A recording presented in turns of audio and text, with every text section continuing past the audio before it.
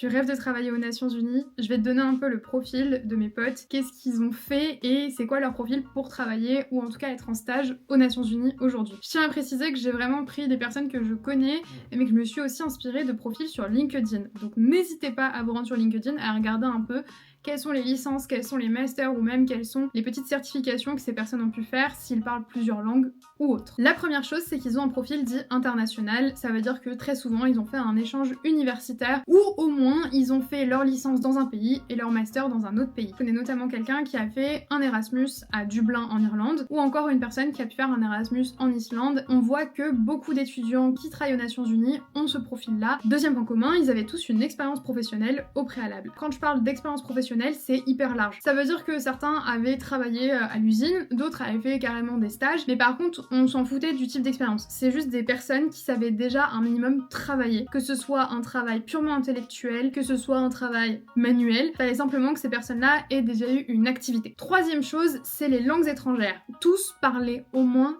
3 langues couramment. Alors pour le coup, si vous voulez être sûr d'être pris aux Nations Unies, essayez de parler des langues qu'on va dire rares. Ça intéresse toujours. Une de mes profs nous disait fin 2023 que les Nations Unies cherchaient des personnes qui parlaient le pashto, qui est une langue parlée par 10 millions de personnes en Afghanistan, pour vous donner un petit exemple. Mais en réalité, toutes les langues sont bonnes à prendre. Ce que je vous conseille, c'est de parler couramment français et anglais, qui sont un peu les deux langues obligatoires dans les relations internationales, et de maîtriser au moins une troisième langue officielle des Nations Unies. Ça peut être l'espagnol, l'arabe, le chinois, le russe. Quatrième chose, c'est l'associatif. En fait, aux Nations Unies, on aime les personnes qui aiment toucher à plein de choses et qui sont très actives, qui ont des responsabilités. Dans le sens où, plutôt mener des projets bénévoles, ça veut dire ne pas attendre de rémunération. Et quand je parle d'associatif, c'est assez varié. Certains ont fait des concours d'éloquence, d'autres ont carrément préparé des concours d'éloquence, certains ont travaillé dans des ONG plutôt locales, d'autres ont fait des associations qui n'ont rien à voir, des associations de master, des BDE. C'est hyper large et hyper varié. J'espère que ces 4 conseils t'ont été utiles et je te dis à très vite pour une prochaine vidéo.